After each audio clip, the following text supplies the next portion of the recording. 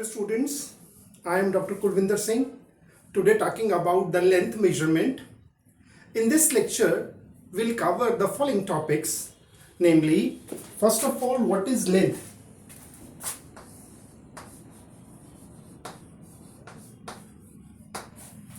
And then we'll talk about a brief history of measurement of length. History of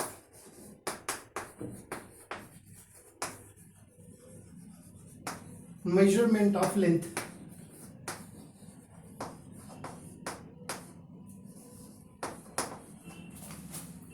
And in the second stage, we'll actually go for the experimentation with the instruments used in the measurement, and we'll talk about their reliability, accuracy,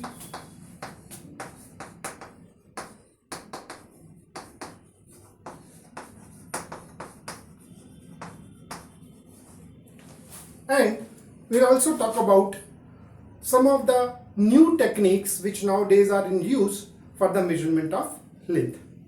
So friends, let's first of all discuss about what length is. As you all know, length is a physical quantity which is used for measurement. It is a physical quantity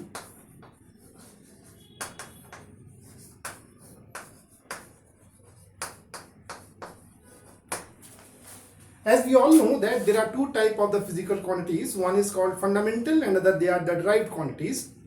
So this one is taken as the fundamental quantities.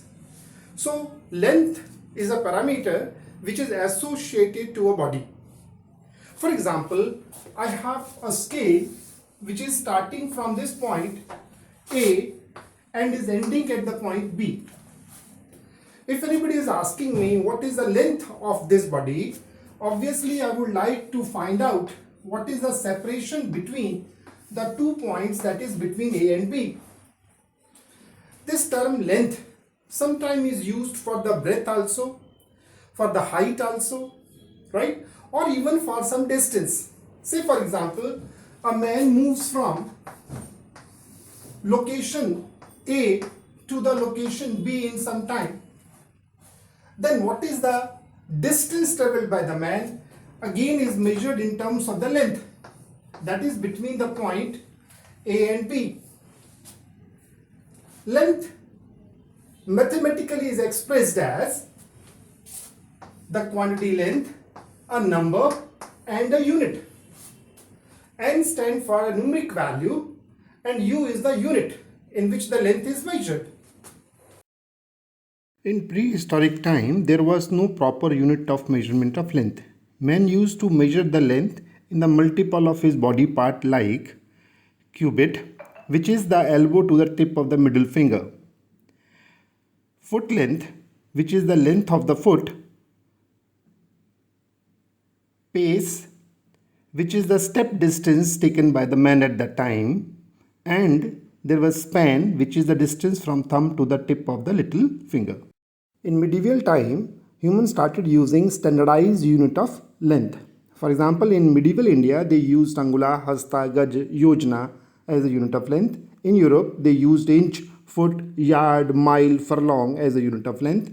In Islamic world, they used dhira, span, finger as a unit of length. In China, they used chi, zang and kun as the unit of length. After French Revolution, a new system was introduced called metric system. In 1791, the French Academy of Science proposed 1 meter as a unit of length. It is taken as 1/10,000,000th of the distance from the equator to the North Pole along the meridian passing through the Paris. It was officially adopted in 1795. In 1791, a prototype bar of platinum was created to serve as the meter standard. In 1889, the prototype was made from the alloy of platinum and iridium. In 1960, the length was redefined in terms of the wavelength of transition of krypton 86. It is taken as 1650763.73 wavelength of the orange red light coming from transition of krypton. In 1983, the length meter was redefined as the distance traveled by the light in free space for the time, which is 1 divided by 299,792,458 seconds.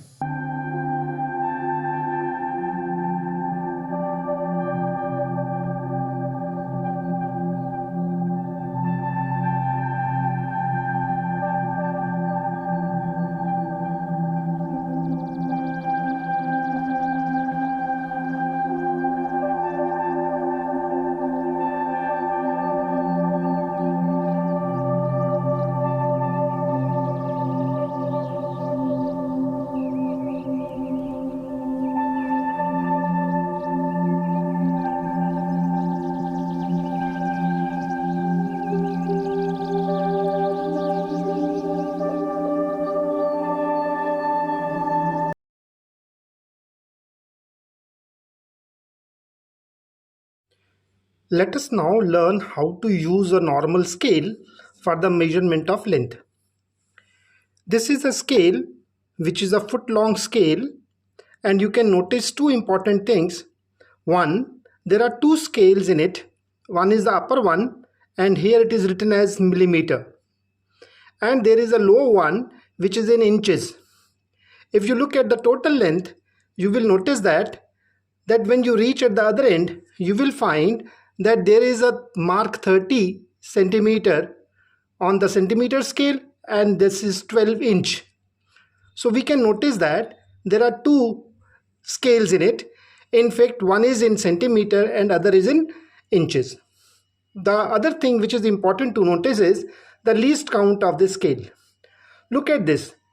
In 1 centimeter, if you look at this part of it, in 1 centimeter there are 10 divisions, which means that the least count of this instrument is 1 millimeter. Now, let's not go for the inches scale, and we'll use the centimeter scale for all our scientific calculations. So we prefer to keep the centimeter or meter scale for the measurement. Let's take this box and try to find out the length of this box. To measure the length, one has to make the zero of the scale exactly coinciding with the one end of the box. And if you go to the other end, you will notice that in centimeter, this is showing the end somewhere round about 12 centimeter. Look at this. This is 12.7 to 12.8 centimeter. Let me record this as the value is 12.7 to 12.8 centimeter. We noticed previously that the least count is 1 millimeter, which means is equals to 0.1 centimeter. So it is necessary to express the observation only up to the first place of decimal if the scale used is in centimeter. But which one we should take? Now it appears that the other end of the box is between 12.7 to 12.8. So what we do is we write this as 12.7 plus minus 0.1 centimeter. That is the length of this box. To me, the end appears to be closer to 12.7. It is quite possible for other person it may be 12.8. So he can notice the length to be 12.8 plus minus 0.1 centimeter. We have to mention the least count as the maximum possible error which we can have from this particular scale. There is similar instrument which we call as a measuring tape. This also has the similar scales on it. You can notice that the upper one is in inches and the lower one is in millimeter or centimeter. But only thing different is that this tape has a longer length, and you can measure as is mentioned here up to the 3 meter. Rest of the measurement techniques will remain the same.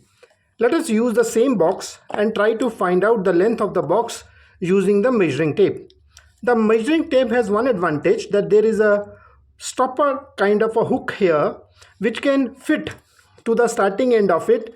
You need not to adjust the zero of the scale because it automatically fits into it, and you can then read the observation at the other end. But this time it can be noticed that this is going between 12.8 and 12.9. So it is quite possible that the different scales can give you the different observation. This depends on the calibration of these instruments. And once again, it appears to me that this time it is closer to 12.9, but as we have discussed in the previous section, that we have to mention it by looking at the value along with the error which is possible. So we write this as plus minus 0.1 centimeter as the length of this box.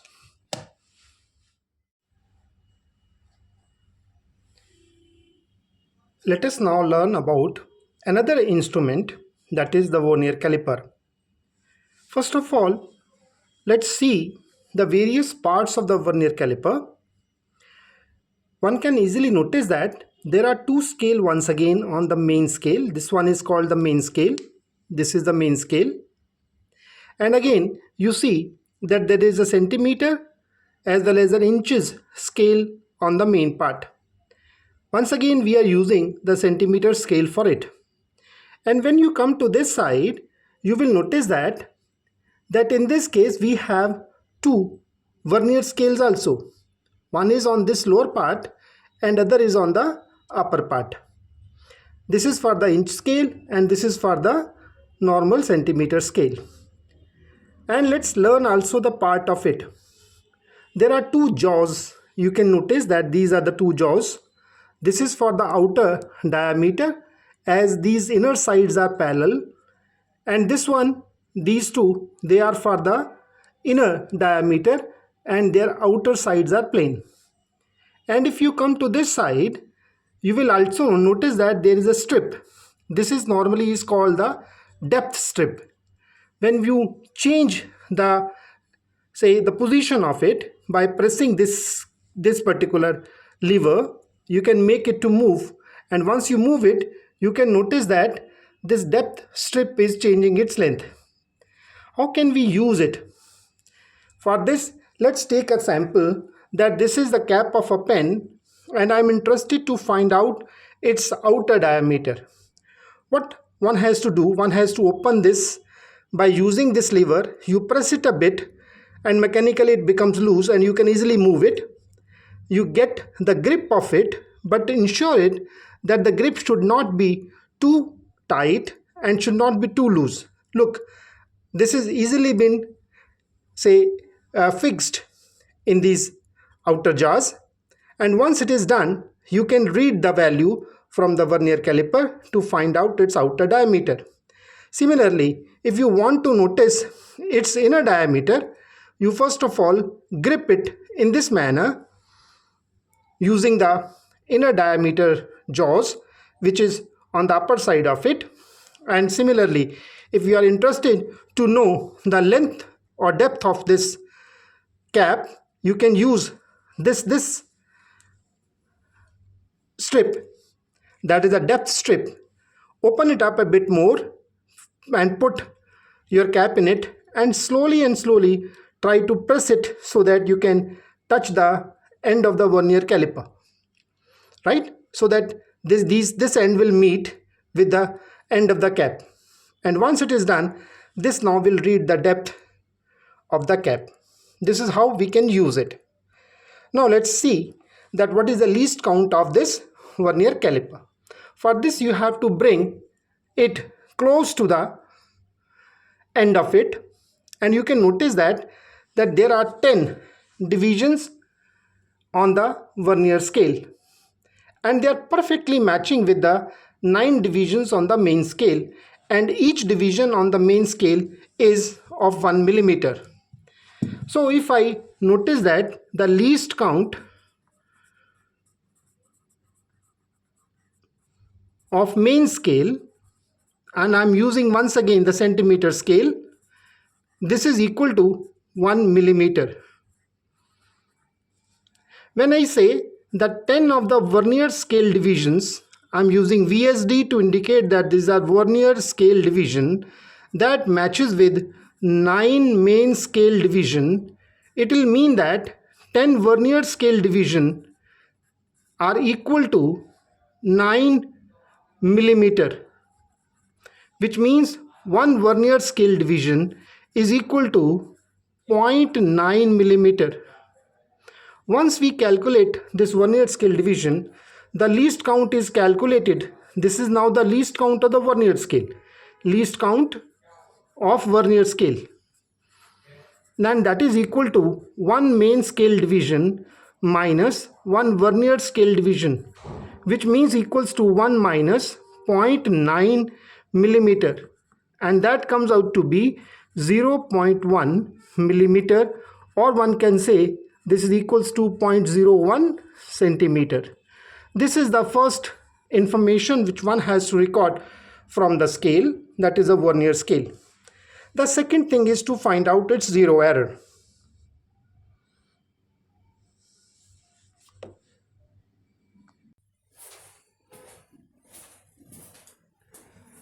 Let's understand how we can find out the zero error in the vernier scale. The very first thing is, with the help of this lever, you try to bring these jaws so close to each other that there is no visible gap between the two jaws. Now look at the vernier scale and the main scale. You may have three situations. Number one, there will be a situation where 0 of the vernier scale is perfectly matching with the 0 of the main scale. In this situation, we say that there is no zero error. No zero error. Or you can record the zero error, that is delta, to be plus minus or 0.0 meter. There is no zero error. There may be a situation where you will notice that the 0 of the vernier scale is lying on the left side of the 0 of the main scale. This is the upper one is the main scale and this one is the vernier scale. If you have this type of the situation, you please try to read that which of the vernier scale division is perfectly matching with any one of the main scale division. See, for example, in my case, here the 7th division of the vernier scale is perfectly matching with the main scale. Now for this type of the error, we say the error is negative. That means the error is negative. And to calculate it, what we do is, we do this. Look, 10 minus the number which perfectly matches with the main scale. And this was 7 here. And that is to be multiplied by the least count of the instrument. And least count of the instrument is 0.1 mm or 0.01 centimeter. So this amounts to 0.3 millimeter. That is the negative error in this particular type of the case. Please see one thing. When you have a negative error, you must not forget to subtract this number from 10. Normally, what people can do like this, that they can multiply straight away with the least count. This is not the correct procedure. Correct procedure is that you subtract it from 10 and that number that gives you 3 multiplied by the least count, and that brings minus 0.3 mm. There may be a third situation also, and this situation is where the 0 of the main scale is coinciding, or you can say is on the left side, and the 0 of the vernier scale is on the right hand side. So we say that this error is positive. But this time what we do is, we again try to see that which of the vernier scale division is matching with any one of the division on the main scale. Say this time it is 4 which is matching. So there is no need to subtract it from 10. You simply take it as plus the number which is matching, that is a 4, and directly multiply it with the least count. And if you do it, this comes out to be 0.4, the positive mm. That means 0.4 mm is a positive error in the third situation.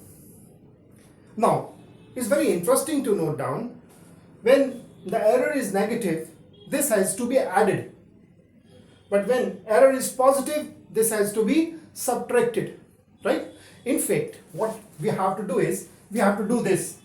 The corrected value of the length, this is the corrected value of the length, is the length which you measure minus the error. And if error is negative, obviously this negative and negative will give you the plus. That means you are adding actually.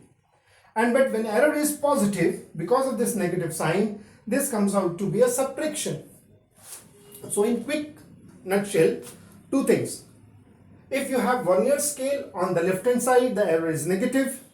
If you have the 0 of the Vernier scale on the right hand side of the main scale, the error is positive. But when it is negative, you have to subtract it from 10.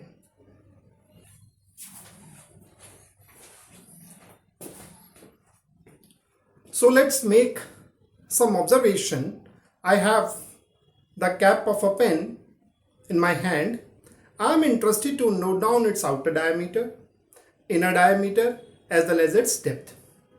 So Vernier caliper is one of the instrument which can do all these three measurements. As we discussed, that what we have to do is, you have to take this lever, press it a bit, so that you can make it loose and it can move easily. You take this pen and grip it in this way that is neither too tight nor too loose. It can hold it. Once you do it, then you have to read from the main scale that what exactly is the value here.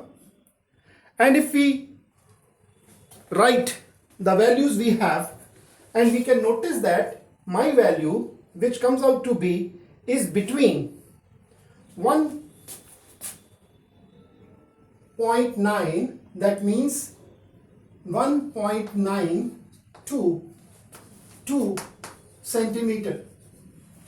But it is more close to 1.9, so my observation is 1.9.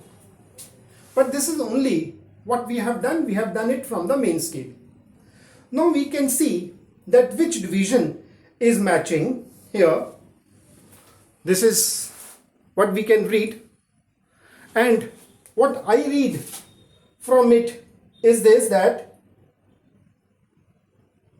1, 2, 3, 4, 5, 6, 7. This is the division which is perfectly matching, is the fourth division. That means the fourth of Vernier scale is coinciding with the main scale division. And in this case, I should write the one which is closer, or the low one, plus 4 multiplied by the least count, which in centimeter is 0.01 centimeter, and this is what is the observed length. That means the observed length is 1.94 centimeter, or you can say this is 19.4 millimeter. But this is not the correct value. As we have discussed, we have to find out its zero error too. And to get the zero error, what we have to do is, we have to perfectly match these two jaws, and there should not be any gap in between. And if I do it, I notice that in my Vernier caliper, my zero of the Vernier caliper is lying on the right hand side of the main scale. And if I now try to find out which number of the divisions on the Vernier scale is matching with the main scale, and I notice that it is the second division which is matching. So very first thing, that since the zero of my Vernier scale is lying on the right hand side, so my error is positive. Secondly, what I do is, since it is the second division, so I have to take this number and multiply it by the least count of my instrument, and that is 0.01 centimeter, or you can say 0.1 millimeter, it's one and same thing. So this error comes out to be 0.02 centimeter. So what finally I should write? Finally I should write the correct length is equals to the observed length, which is 1.94, but since the error is positive, I have to write it as minus 0.02 in centimeter, and that comes out to be 1.92 centimeter. But this is only one observation. Similarly, we have to take 3 to 4 observations, and while taking these observations, we have to keep one thing in mind. For example, this is the cross section of the cap. Means we can think this is the cross section of the cap. If I am making one observation for this diameter, then you repeat it again, but next time take the observation of this diameter. Let me call this as D1 and this as D2. Take at least two observations of both the diameters, then you will get 4 observations. Take the average of this, and that will be the more accurate or precise observation for the diameter of this cap of the pen. Let's now go for the inner diameter measurement. Technique will remain the same. Only thing is that we have to hold it like this. We have to hold it in this manner, in this way.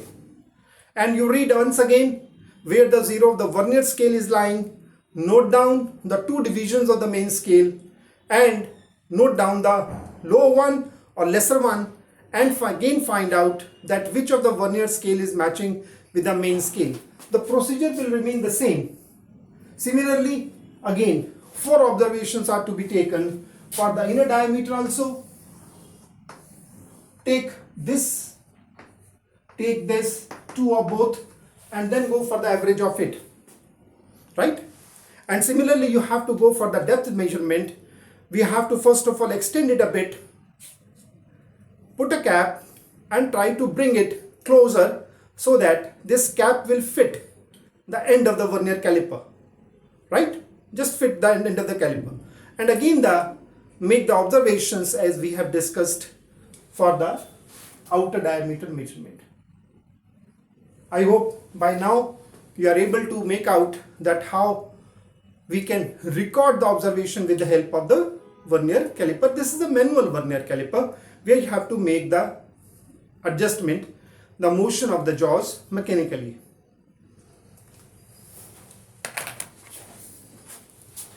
Nowadays we have another vernier caliper which is normally called the electronic digital vernier caliper. This actually works on the sensor, which is a proximity sensor, gives you the distance between the 2 jaws. Although it has a similar construction, this one is for the outer diameter measurement, this one is for the inner diameter measurement, and this one, this particular strip, that is a black strip here, this is for the depth measurement. This is convenient, but to use it, one has to first of all adjust the zero. You make these jaws close to each other and then push this 0 button here. Once you do it, the 0 error, if any, that will be adjusted to 0. Now you can make use of the jaws in a similar manner as we have used for the manual vernier caliper. For example, if I want to know the diameter of this cap, I have to put the cap in this way as we have done in the previous one. And this comes out to be the diameter, which is 13.9 millimeter. This is the outer diameter. And similarly, if I want to know its inner diameter, I have to make use of these inner jaws and just extend it, and this comes out to be 10.2. That means the inner diameter is 10.2 millimeter. And once again, we can go for the depth measurement using this strip. And once you put it and bring it closer, you can come to the value 27.4. That is the depth of it. Depth is 27.4 millimeter. And again, you bring it closer to see whether you are now again getting the zero error as zero. Yes, we are getting it. This means that the measurement is perfect and complete.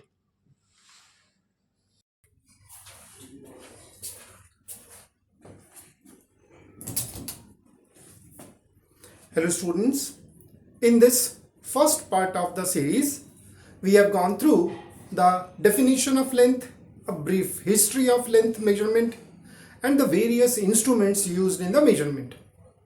And in detail, we have studied the two important instruments. One is the scale, the ordinary scale or the measuring tape. Also, we have seen how we can use the Vernier caliper, manual one, or the digital one for the measurement of length. In the next part, that is in part 2, we are going to study how to use a screw gauge for the measurement of small lengths and a spherometer for the measurement of the elevation of the curved surfaces. Thank you very much for your time. I hope you must have learned something new. Please send your queries, questions or doubts to me. Please feel free so that we can take your suggestion and can improve this series. Thank you very much.